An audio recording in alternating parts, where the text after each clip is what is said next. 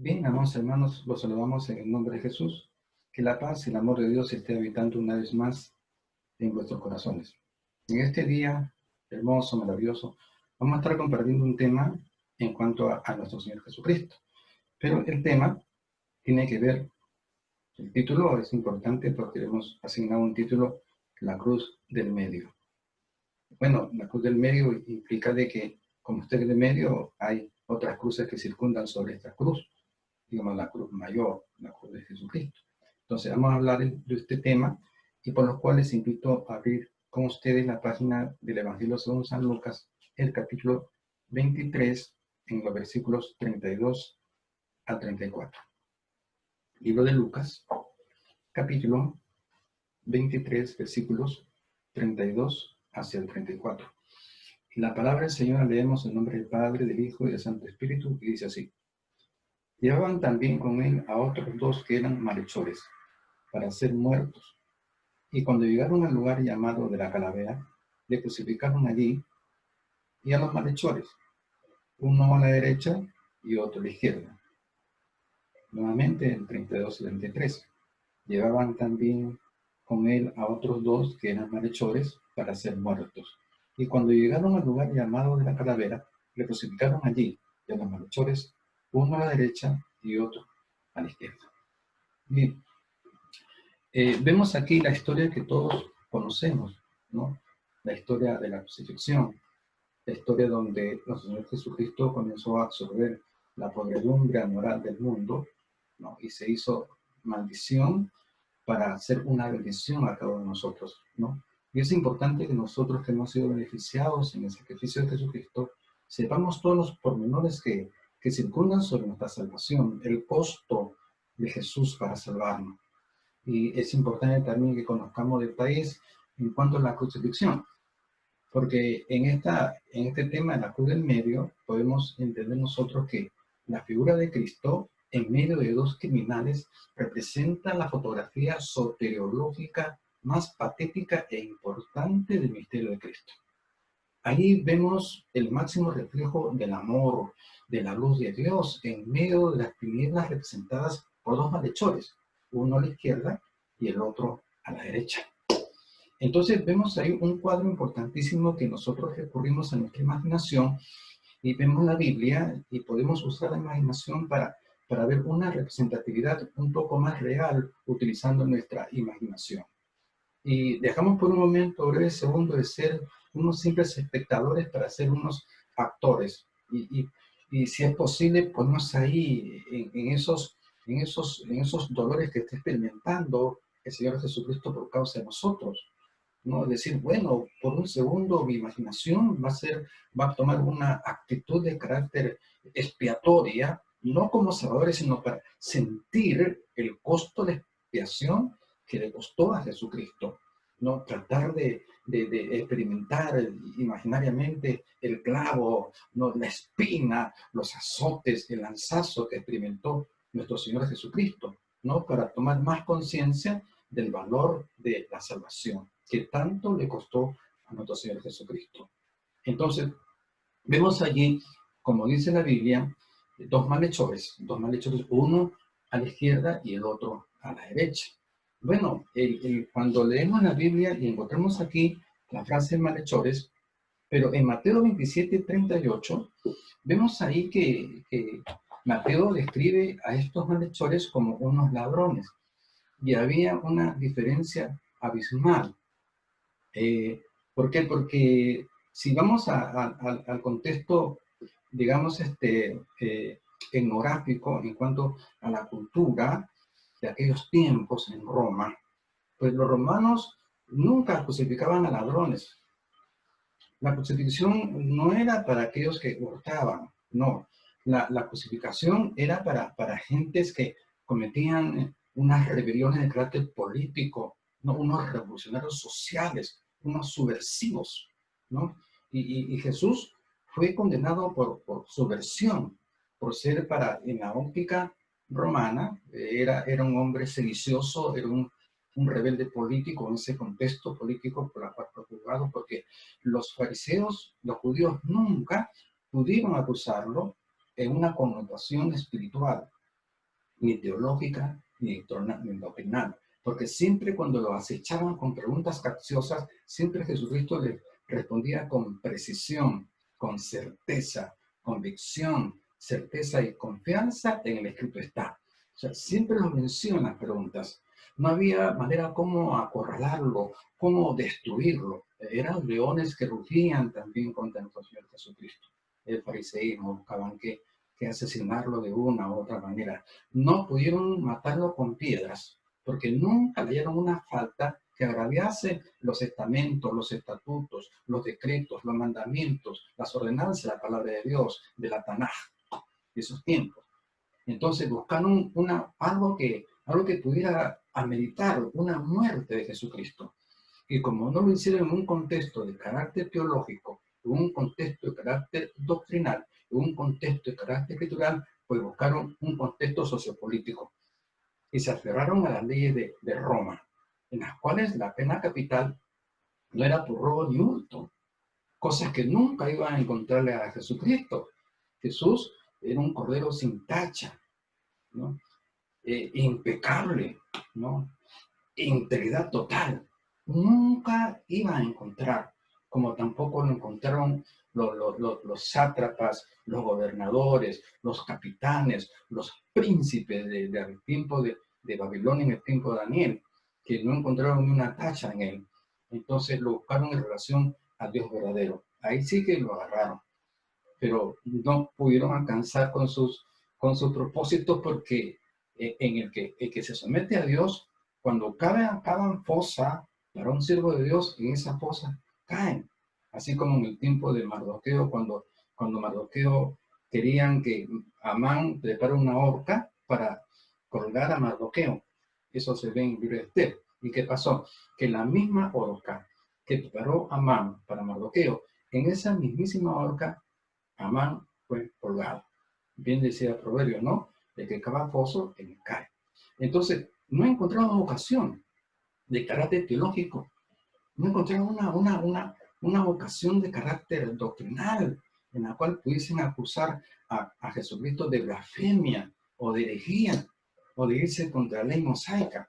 Como no lo encontraron, pues fueron y vieron una perspectiva sociopolítica en la cual sí podía ser ejecutado. Y estas penas por crucifixión, que meritaban crucifixión, era la sedición, la rebelión política. Entonces, por eso fue presentado acusado, porque como no pudieron los judíos acusarlo en relación a la Tanaj, a la ley de Dios, entonces lo acusaron conforme a las leyes romanas. Entonces, vamos un momentito a lo que está diciendo el libro de Lucas, ahí precisamente, ahí vamos a ver acá algo importante, en Lucas 23, ¿sí? Lucas 23, ahí vamos a encontrar en el versículo 3, verso 3, dice, verso 2, perdón, dice, y comenzaron a acusarle, diciendo, a este hemos hallado que pervierte a la nación y que prohíbe dar tributo a César, diciendo que él mismo es el Cristo, un rey. Aquí vemos la acusación de los judíos, que no era una acusación que no tenía nada que ver, no tenía un contexto de carácter escritural, ni teológico, ni doctrinal, sino sociopolítico, acuerdo a las leyes de Roma, porque Roma estaba, ¿qué cosa? Tomaba la jefatura de las riendas sobre Palestina, incluidos los judíos, aunque respetaban sus posiciones religiosas los romanos a los judíos. Y entonces, pero aquí vemos aquí una connotación no de carácter religioso ni espiritual, sino sociopolítico, porque era la única vía con la cual los judíos querían desaparecer a Jesús. Entonces vemos abajito, en el versículo 14, cuando Pilato dice, les dijo, me habéis presentado a este como un hombre que perturba al pueblo. Ojo, o sea, le presentan, lo pintan a Jesucristo, no como un religioso, no como que se está yendo contra las leyes mosaicas, no. Lo están presentando como un hombre que está haciendo un acto de una rebelión sociopolítica contra César, el rey, el emperador de Roma en esos instantes, en esos tiempos. No, entonces lo están presentando, ¿qué cosa? Como una persona que había violado los estamentos, los estatutos del estamento romano, en la cual castigaba con crucifixión a todo elemento que hubiese sido sorprendido en una subversión, en una revolución social, una rebelión política. Entonces, aquí lo presentan como un rebelde político a Roma. Y por eso es ajusticiado Jesús. Entonces, vemos aquí algo interesante, ¿no? Cuando dice aquí, dice que son dos ladrones, ¿no? Que acá no dice dos ladrones, pero en Mateo sí dice ladrones, ¿no? Pero la verdad ¿eran ladrones o eran, como dice aquí la escritura en el 23, 39, malhechores? No eran ladrones, ojo, sino que hay una mala interpretación o una mala traducción. Eran malhechores, había una diferencia porque los que eran condenados, reitero, los que eran condenados a crucifixión no eran ladrones comunes, sino eran gente que se atrevía a ofender al gobierno o a atacar al gobierno mediante posiciones sociopolíticas, rebeldía, desinción, como la están acusando a Jesucristo. Entonces eran malhechores. Pero dice que había uno a la izquierda y uno a la derecha. Si nosotros comenzamos a respetar los antecedentes históricos, podemos ubicar a la izquierda al ladrón indolente y a la derecha al ladrón penitente. Sí, porque cuando vamos a ver el tema del juicio de las naciones, en Mateo 25, versículo 33, ahí vemos claramente que Jesús está ubicando a los cabritos a la izquierda y a las ovejas a la derecha. Luego, cuando bajamos un poquito más, aquí, el versículo, vemos en el verso 41, vemos de que la sentencia, donde les dice a los cabritos, le dice a los que están en la izquierda, les dice que tenían que ser malditos apartados de mí, al infierno, al lago de fuego, preparados para los ángeles, preparados para el diablo y sus ángeles. Entonces, la posición de la izquierda era una posición de un malhechor indolente y del otro del malhechor un contexto penitente, porque al final vamos a observar que expresa su penitencia, expresa una compunción, que se arrepiente y confiesa a Jesucristo como Salvador personal, y al final conquista la vida y la gloria eterna. Bien, estos eran puntos que era importante aclarar. No eran ladrones porque la tradición dice el ladrón en la cruz, los ladrones en la cruz. No. Dice ladrones, pero en verdad no eran ladrones, eran gente, eran revolucionarios, eran sediciosos. Estaban ahí porque había había una norma sociopolítica de los romanos. Eran rebeldes, eran subversivos. Era como decir, eran terroristas, en otras palabras, ¿no es cierto? Y Jesús aquí es acusado como un terrorista, como un sedicioso, como un rebelde político, como un revolucionario social, ¿no? Esa es la acusación que hacen los judíos al último. Y esa acusación fue la que valió para que le pusieran sentenciar al último. ¿Por qué? Porque cuando lo presentan Herodes, y Herodes no le ve falta digna de crucifixión, ni aún Pilatos tampoco. Yo no veo nada digno de crucifixión, porque no veo en este hombre, yo no lo veo como un revolucionario, yo no lo veo como un terrorista, dijo Pilatos, ni tampoco Herodes, que era el que torturaba en sus tiempos en Palestina a los judíos. No veía nada en él, porque sabía, a pesar que estaba callado ante Herodes, y esto desesperó, y lo lleva para Pilato, lo remite a Pilato, y Pilato dice, no encuentro nada en este hombre es justo. Pero la multitud decía, no, hay otro sedicioso también ahí, hay otro revolucionario, que le llamaba Barrabás. Entonces, ellos dicen, entonces suelten al sedicioso Barrabás, al terrorista Barrabás, al revolucionario Barrabás, ¿no? Y crucifiquen a este sedicioso Jesucristo. Entonces Pilato dijo, bueno, la terquedad de este pueblo pesó más en la conciencia de Pilato. Dijo, bueno, allá ellos. Yo me lavo las manos y allá cuestión de ustedes. Y así muere Jesús. Pero, ¿qué era en sí? ¿Qué era en sí la crucifixión? La crucifixión era, según los arqueólogos, según los eruditos, según los teólogos que escudriñan, los etnógrafos, no, los etnógrafos son gente que estudia las culturas de los pueblos de la antigüedad, ¿no? Que entra a tallar la arqueología también, ¿no?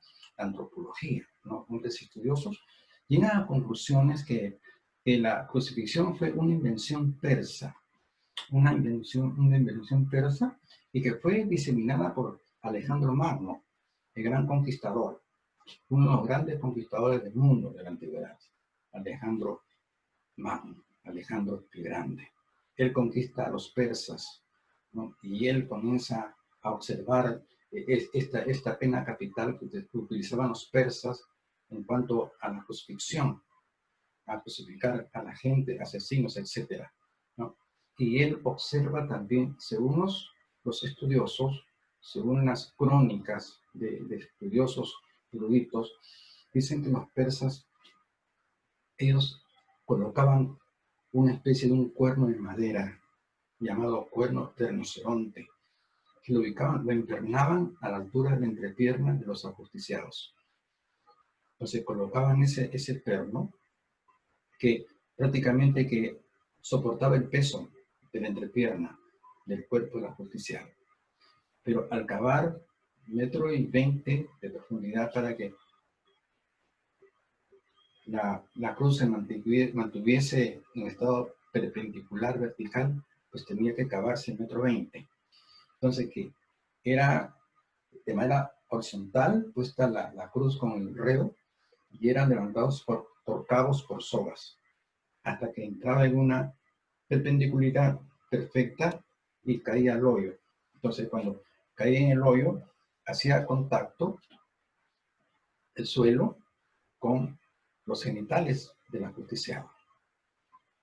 Y entonces, obviamente que los genitales eran destruidos por el golpe seco del 1,20 m de profundidad. Entonces, eso fue uno de los encantos, entre comillas, que les encantó a los griegos, para aplicarlas también como penas máximas a la gente que se merecía un suplicio de esa naturaleza. Entonces se fue extendiendo y hasta el siglo III después de Cristo fue abolida esa ley de crucifixión por Constantino.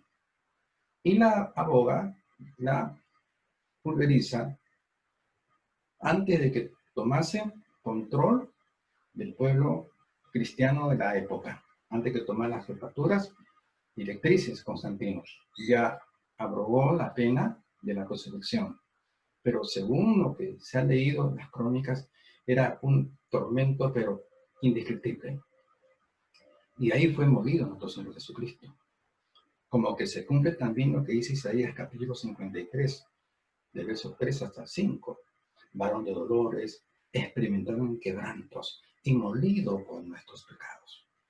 No sabemos a ciencia cierta si en la crucifixión se aplicó al Señor Jesucristo el cuerno de rinoceronte, aunque algunos eruditos lo afirman que sí, ¿no? Les invito a investigar por YouTube, Google, el cuerno de rinoceronte aplicado en la cruz.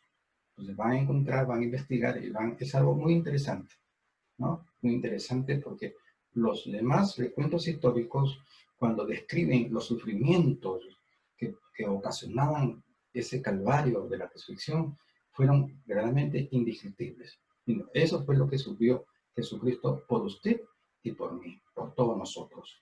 Bien, entonces cuando ya vemos ya algunos conceptos que se fundan sobre lo que significa, lo que implica la crucifixión, entonces vamos a ver cuáles son los contextos espirituales que se presentan en la crucifixión. O sea que usted puede ver, imaginar la cruz en medio, las cruces laterales, colaterales, ¿no?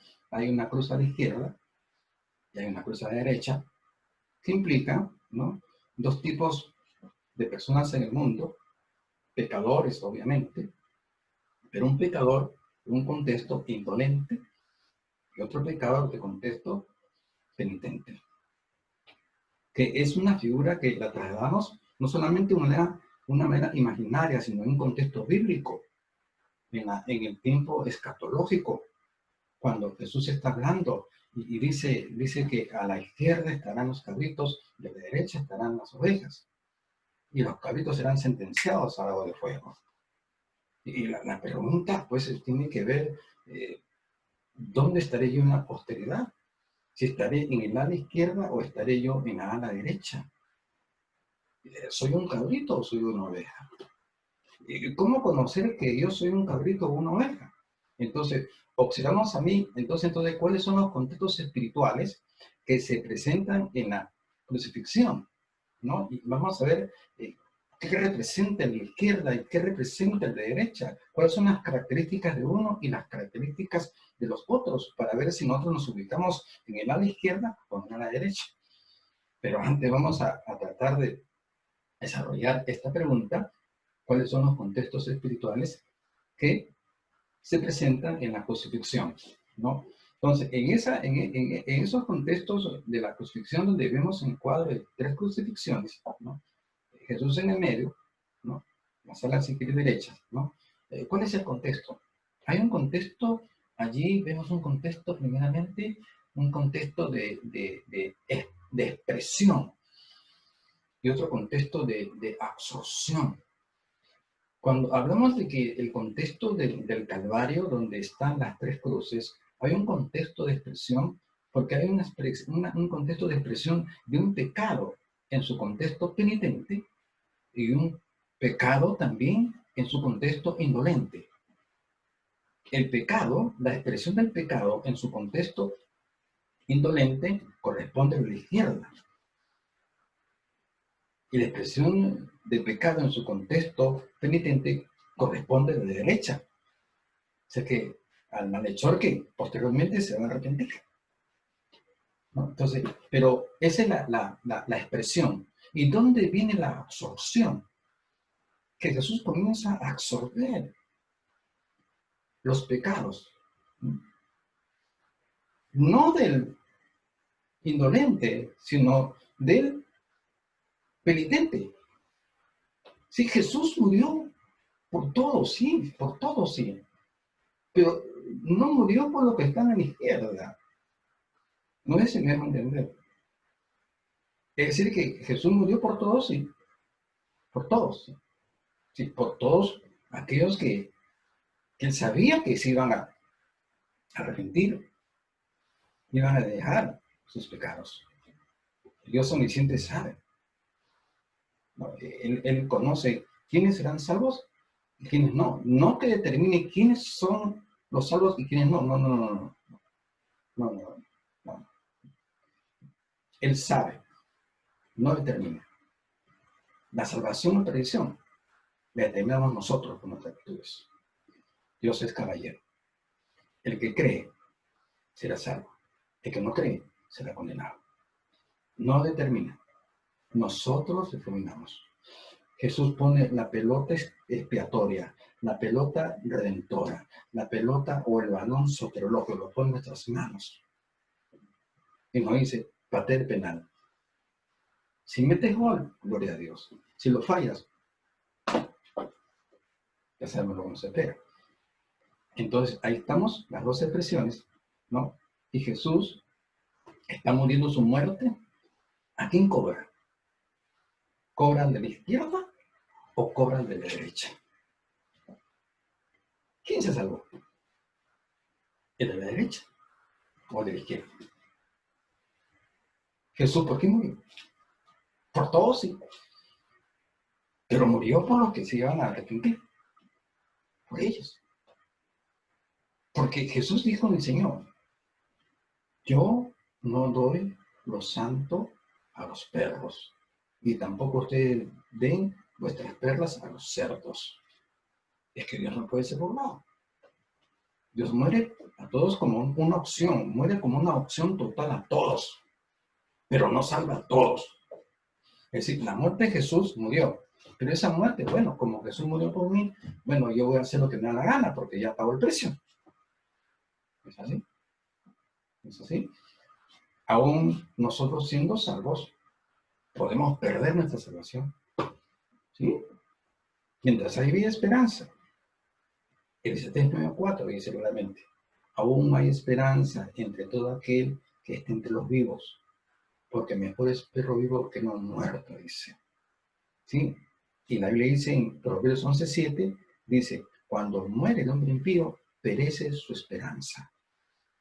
Y ahí no hay de que me voy a morir, que Señor, por favor, dame un momento más de vida, unos minutos más de vida, hazme resucitar, retira la muerte de mí porque arrepentirme. No. Eclesiastés 8:8 dice que ya no hay poder para retener el día de la muerte. Y la muerte es sorpresiva. En cualquier momento puede suscitarse. Entonces, si nosotros en ese lapso de vida que tenemos no nos hemos arrepentido, no hemos hecho un acto de contrición, de compunción, de arrepentimiento sincero, entonces Jesús no murió con nosotros.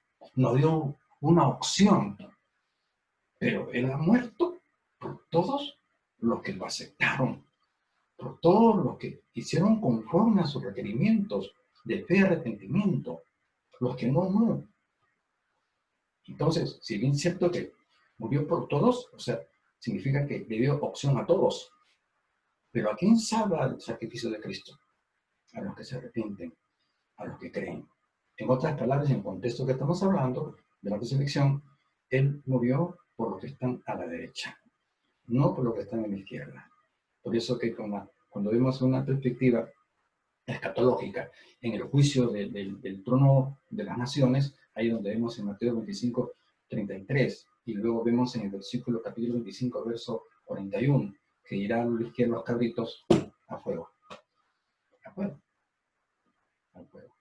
Bien, entonces, cuando vemos hemos visto los contextos espirituales que se presentan en la crucifixión, ¿no? Que ahí vemos una expresión y una absorción. La expresión del pecado en su contexto penitente, la derecha, y la expresión del pecado en su contexto indolente, de la izquierda. Y la absorción del pecado. Y Jesús comienza, yo pregunto, cuando Jesús en su muerte comienza a absorber el pecado del mundo, ¿absorbió el pecado desde la izquierda o el de la derecha? Bíblicamente, y obviamente, la derecha, porque posteriormente se arrepiente, y no de la izquierda. Porque lo que cobra sacrificio real, lo que contemporiza y actualiza y realiza el sacrificio expiatorio de las personas en estos instantes es su arrepentimiento actual. Ahí cobra. Ahí es como si Jesucristo estuviese diciendo, bueno, mira, por tu fe y tu arrepentimiento, cobra los efectos de mi sacrificio en el Calvario hace 2000 años. Ahí somos salvos. Pero los que no van a ser salvos. No van a ser salvos. Es como una especie de una blasfemia contra el Santo Espíritu de Dios. Mateo 12 habla de que el pecado contra el Padre, contra el Hijo, será perdonado. Pero el pecado contra el Santo Espíritu, de la blasfemia, no será perdonado. Eso tiene un equivalente. Las personas que no aceptan a Jesucristo, esas personas prácticamente que están en un equivalente de una blasfemia contra el Santo Espíritu de Dios, en la cual no hay perdón. Sin Jesucristo, sin arrepentimiento, sin fe en Jesucristo, no hay perdón. No existe perdón.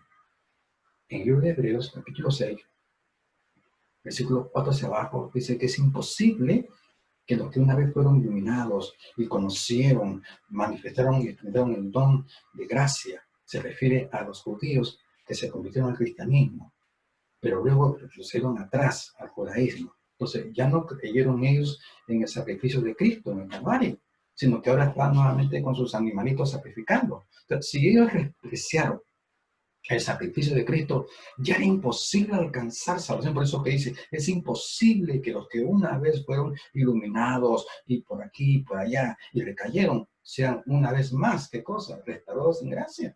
Porque volvieron a crucificar a Jesucristo con su negación, volviendo atrás. Entonces, las personas que no creen a Jesucristo es prácticamente como si estuvieran blasfemando contra el Santo Espíritu de Dios. No hay perdón para ellos.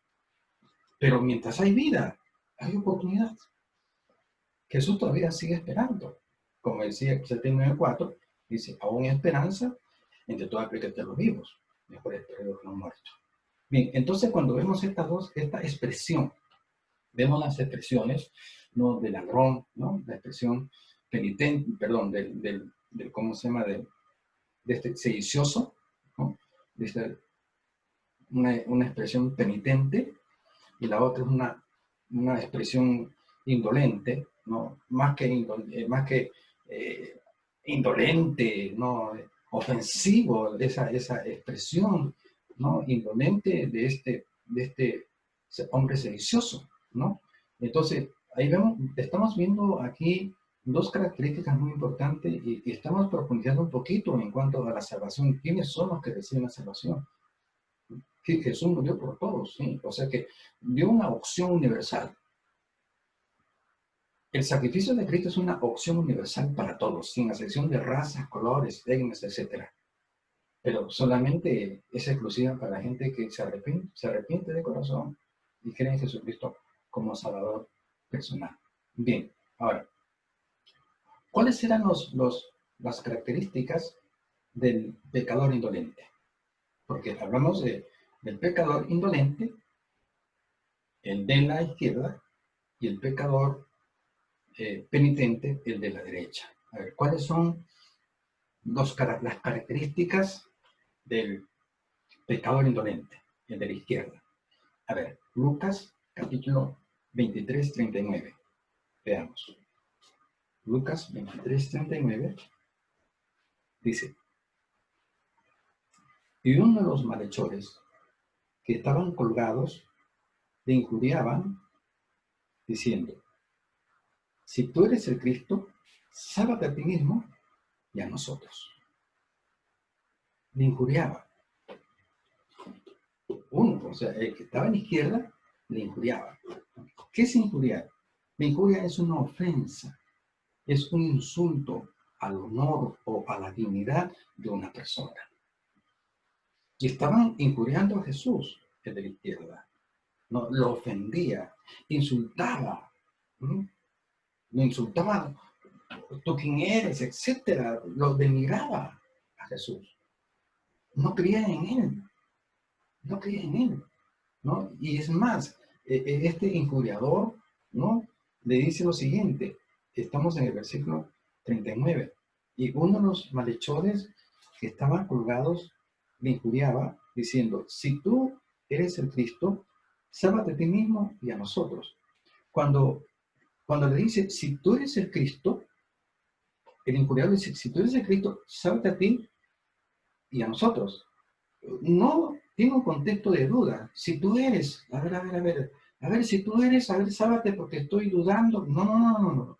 No tenía un contexto de duda, ni tampoco de incredulidad, sino un contexto de burla, parafraseando. Tú que te crees el Hijo de Dios, no te salvas, ¿quién nos va a salvar a nosotros? Peor que incredulidad. Una injuria, una insolencia, insolente al poder redentivo de Jesucristo, al poder expiatorio de Jesús.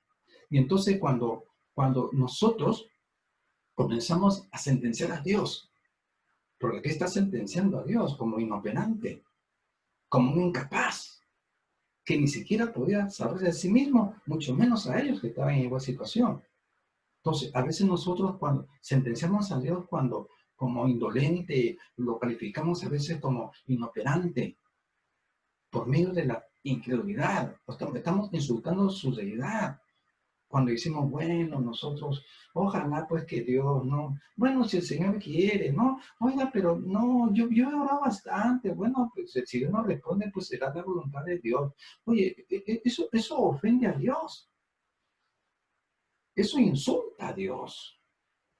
El creyente tiene que mantener su identidad, que tu fe no falte.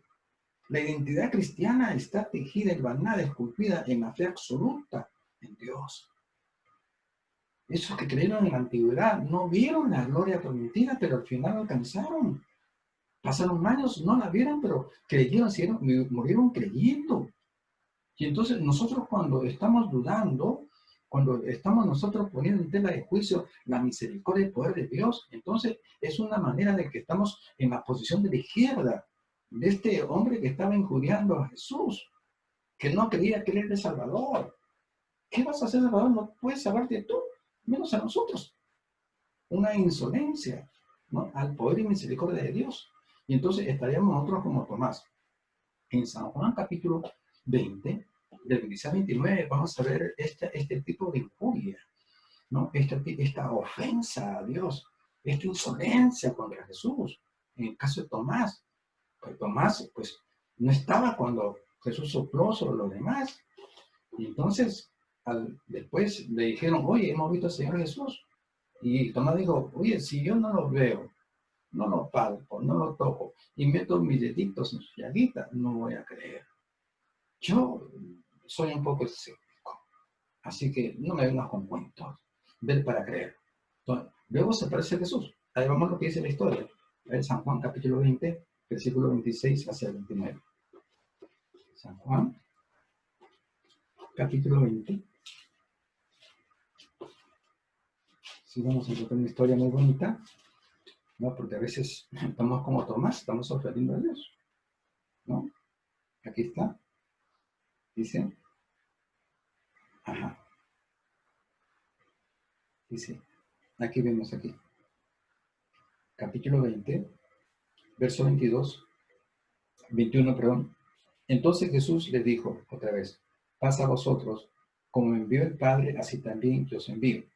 Y habiendo dicho esto, sopló y les dijo, recibid el Espíritu Santo. Verso 24. Pero Tomás, uno de los 12, llamado Dídimo, no estaba con ellos cuando Jesús vino. O sea, no estaba Jesús cuando Jesús no solamente vino, sino cuando Jesús sopló. Sopló. ¿Qué sopló Jesús sobre ellos? Era un anticipo, ¿no?, de ese potencial del Santo Espíritu de Dios que se iba a manifestar en el Pentecostés.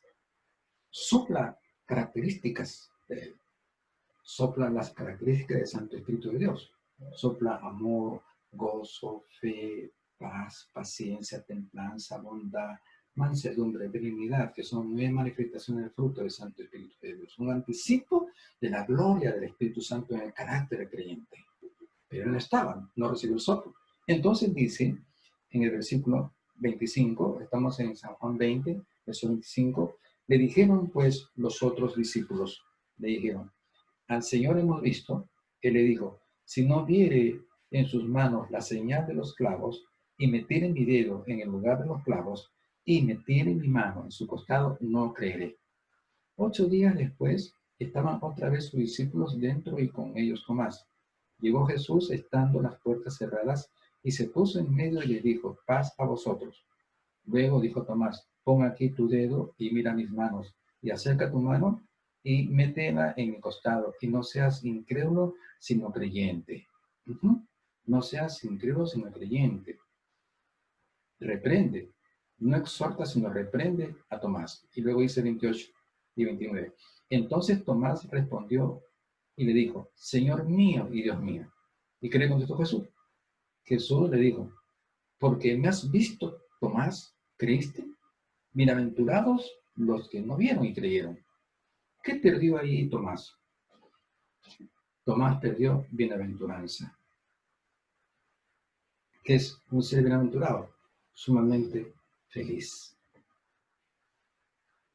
Hay un despojo de felicidad en la personalidad de Juan. La pierde. La pierde. La incredulidad nos hace perder bienaventuranza.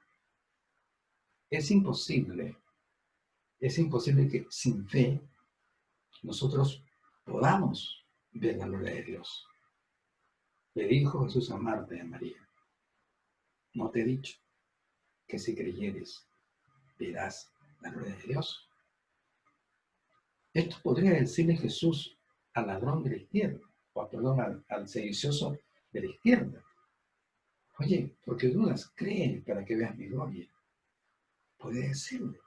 ¿Y cuántas veces nosotros estamos en esa posición de este sedicioso, de este malhechor, que no creía en el poder de Jesús? Lejos de no creer, insultaba, ofendía el poder de Dios. Dudaba y despotricaba sobre ese poder, esa potencialidad redentora que tenía Jesús. Y cuántas veces nosotros también estamos dudando del poder de Dios, dudamos de la misericordia de Dios. Ponemos en tela de juicio la deidad de Dios, porque aquí le reprende también el ladrón, el sedicioso de la derecha, el malhechor, y le dice realmente, oye, que tú no temes a Dios. Eran unas características que vamos a analizar de este malhechor de la derecha. Entonces, ¿cuántas veces nosotros hemos puesto en tela de juicio el poder, la misericordia, ¿no? El milagro de Dios, ¿no? Y eso nos puede hacer perder mucha bienaventuranza. Ya estamos viendo aquí un contexto histórico. ¿Por qué dudó Tomás del Señor? Porque no recibió ese soplo de fe. No estuvo ahí, se la perdió. Uno tiene que estar siempre en contacto, en una comunión íntima con Dios para recibir sus bendiciones y sus protecciones. Bien, entonces ahí vemos ahí las características del sedicioso, del malhechor, de la izquierda. Pero ahora vamos a ver cuáles eran los caracteres del sedicioso, del malhechor, de la derecha. A ver, primeramente vemos un contexto apologético, luego encontramos en un contexto penitente y también, curiosamente, un contexto escatológico que encontramos en este malhechor, un contexto, uno apologético, dos penitente y tres escatológico. Pero ¿cómo es eso? Eso es lo que enseña la palabra de Dios. La vamos a analizar, que son características de este malhechor de la derecha. A ver, Lucas 23 nuevamente, Lucas 23, 40 y 41. Las características. Dice, comenzamos el 39 y uno de los malhechores que estaban colgados injuriaba diciendo, si tú eres el Cristo, sálvate a ti mismo y a nosotros. Respondiendo el otro, el de la derecha, le reprende, diciendo, ¿ni aún temes tú a Dios estando en la misma condenación? Lo reprende, ¿no? Y le dice, oye, ¿tú no temes a Dios? ¿No sabes tú que el que está en el medio es Dios, el Todopoderoso, el que nos puede salvar? A pesar que te estás burlando de que no te puedes salvar ni a mí, ni a mí mismo, ni a nosotros, incrédulo, insolente, injuriador, lo comienza a reprender. Pero la voz, ¿qué cosa? Está presentando una defensa hacia Jesucristo, una apología. La apología es defensa. La apologética es la ciencia de la teología sistemática que enseña sobre la defensa, sobre los artículos de la fe cristiana, de la sana doctrina. Y entonces está haciendo una pequeña apología aquí.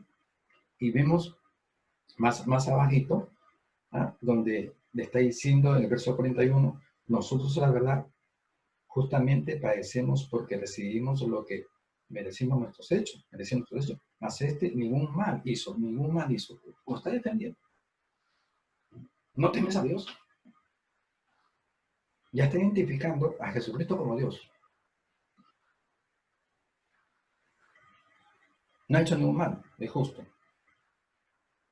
Lo está defendiendo. Y la defensa reprende al de la izquierda.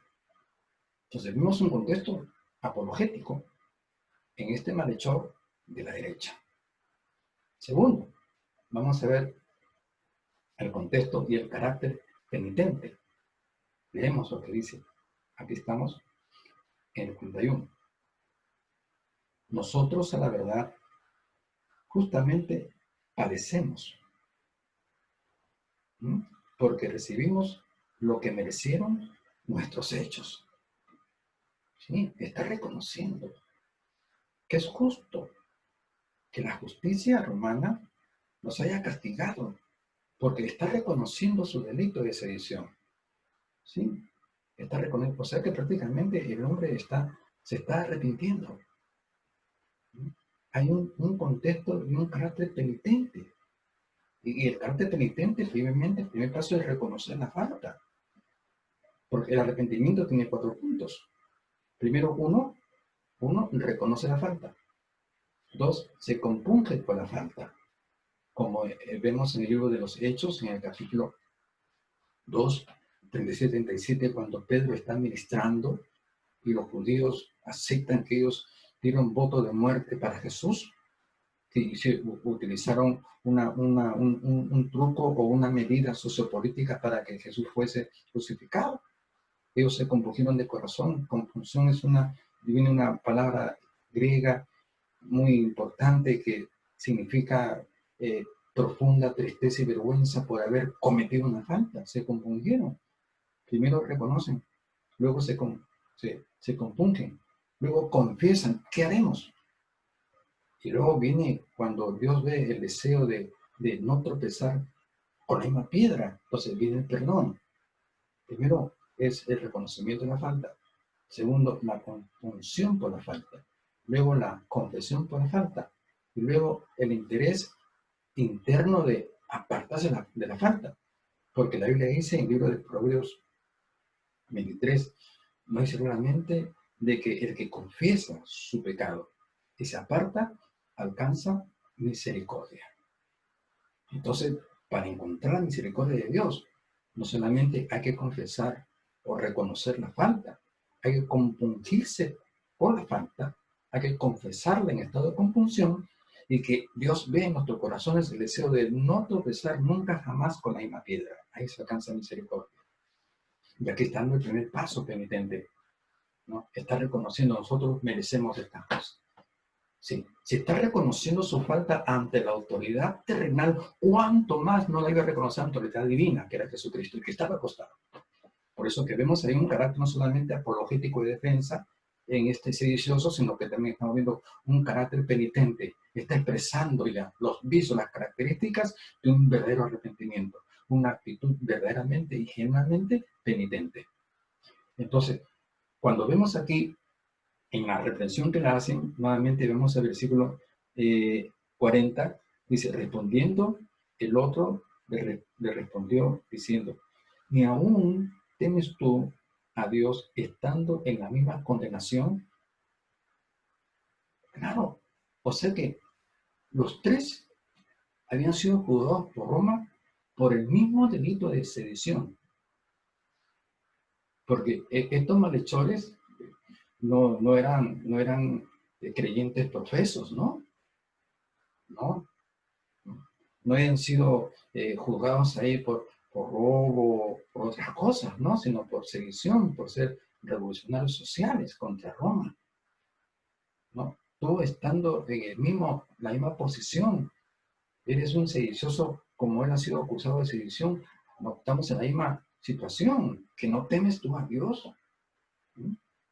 Bien, entonces vemos aquí el segundo carácter de la derecha, ¿no? Del malhechor de la derecha, ¿no? Un carácter primeramente apologético de defensa de Jesús y segundo vemos un carácter penitente. Pero también vamos a ver un tercer carácter escatológico. ¿Por qué? Observe aquí. Vamos a ver en el versículo 42. Dice, y dijo a Jesús, ¿no? Dijo a Jesús, acuérdate de mí cuando vengas en tu reino. Acuérdate de mí cuando vengas en tu reino. Hay muchas preguntas que hacerle al texto. Muchas preguntas. ¿No? Claro, obviamente que ya sabemos la respuesta que Dios le da, que Jesús le hace, ¿no? Que cuando le hace esta pregunta, ¿no? Y Jesús lo mira, y mira hacia su derecha, mira hacia su derecha, lo contempla para dar una respuesta. nunca miró hacia la izquierda. Dios nunca mira a la izquierda, a no ser que la izquierda se arrepiente de verdad. Ojo, el que tiene oído, oiga lo que el Espíritu Santo dice a la iglesia, me dice a mí y le dice a usted. Dios nunca mira ni atiende a la izquierda, a no ser que la izquierda tenga un acto de confusión y arrepentimiento. Pero cuando le dice Señor, le dice, Jesús lo mira a su derecha. Y Jesús no vio que el de la derecha estaba ensangrentado, no vio que estaba hinchado, no vio que estaba molido físicamente. Jesús simplemente escuchó sus palabras y encontró que las palabras de este hombre expresaban un real y un genuino arrepentimiento de corazón. Y este arrepentimiento genuino impulsó a Jesús a decirle a la derecha, de cierto te digo hoy, estarás conmigo en el paraíso. Pero hay preguntas que hacer importantes que hacer en el texto. Seguimos leyendo el mismo verso, estamos en el versículo 42. Y dijo a Jesús, acuérdate de mí cuando vengas a tu reino. ¿Ya? O sea que aquí está el carácter escatológico. ¿Por qué escatológico? Porque le está hablando de la segunda venida de Jesucristo. Obviamente que no está hablando del rapto. La segunda venida de Cristo no es el rapto. El rapto es una cosa diferente. La segunda venida es distinta. En el rapto, Jesús viene por su iglesia. Y en la segunda venida, Jesús viene con su iglesia, después del fin de la gran tribulación, a establecer un reino milenial. Entonces, acá está hablando un aspecto escatológico. Vemos la escatología de la onda derecha. Entonces, hay tres caracteres que encontramos en él. ¿No? El carácter, uno, ese carácter el carácter penitente, el carácter apologético y el carácter escatológico. Los tres caracteres, ¿no? Que nos enseña algo importante, que lo que lo hizo salvo a él no era el carácter apologético de defensa, ni tampoco el carácter escatológico de conocer las cosas futuras en el Señor, sino lo que lo hace salvo es el carácter penitente. ¿De qué vale que nosotros seamos defensores de Dios, que estudiemos, analicemos y conozcamos la apologética, las cosas del futuro, conozcamos la escatología, que es la cosa del futuro, que defendamos apologéticamente a Jesús? ¿De qué vale? No vale absolutamente de nada si no hay muy penitente como la hubo también en este sedicioso de la derecha. Pero sí, lo más importante que la apología y la escatológica es la penitencia. Sí, es lo más importante, pero vale resaltar estos caracteres. Significa de que el de la derecha no era un hombre cualquiera, no era un ladrón, no era un ratero, no, era una persona que tenía lo suyo, que tenía también valores, ¿no? No como el de la izquierda, que no tenía valores. Insolente, injuridor, ofensivo, hería la susceptibilidad de Jesús. Y Jesús estaba dispuesto a perdonarlo, pero dependía de él. Jesús, lastimosamente, murió por él, pero él no aceptó su muerte. La muerte de Jesús es una opción universal, pero Jesús murió por los que iban a creer en él, los que iban a arrepentirse. Por ellos murió. Esa es una observación, es una percepción, una concepción que nace de la palabra de Dios. La salvación de Cristo es una opción universal, pero la salvación verdadera solamente para los que creen y se arrepienten. Entonces, vemos aquí las características de este sedicioso marechó de la derecha. Pero ahora preguntamos, el valor penitente lo encontramos cuando dice, acuérdate de mí. Y el valor escatológico cuando dice, cuando vengas en tu reino. Cuando dice, Señor, dice, acuérdate de mí. Por favor,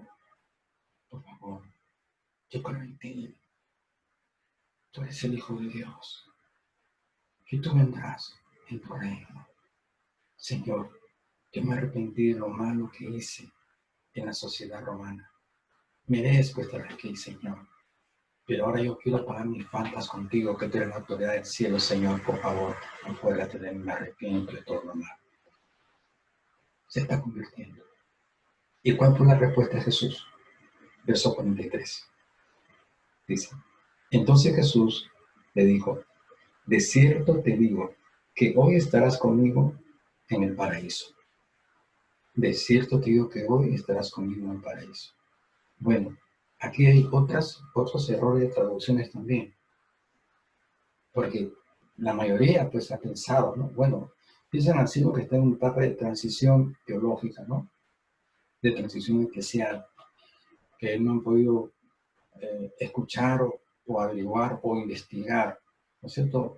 O analizar la Biblia, ¿no? Porque la Biblia hay que analizarla en un sentido etnográfico, ver las culturas, sentido filológico, ver el tipo de lengua con que se escribió, el hebreo, griego, arameo, etcétera, ver los modismos, ¿no? Y la parte retórica. La Biblia tiene que analizarse etnográficamente, retóricamente y también lingüísticamente, para encontrar una verdad absoluta, ¿no? Que al menos asemeje a la totalidad del pensamiento y voluntad de Dios. Es importante analizar, estudiar, escudriñar la palabra de Dios. Pero lamentablemente se han hecho traducciones en las cuales no han considerado estos puntos, ¿no? Y en una de estos también hay una falla garrafal, ¿no? Que aquí se ha quitado y se ha puesto. ¿Qué se ha quitado y qué se ha puesto en el texto? Vamos a analizarlo, por favor. Miren lo que dice aquí. Estamos en el verso 43. Dice, entonces Jesús le dijo, de cierto te digo que hoy estarás conmigo en el paraíso. Dos fallas. Se quitó algo y se puso algo. ¿Qué se puso? Primeramente, los textos más originales, aunque el original no existe, más antiguos,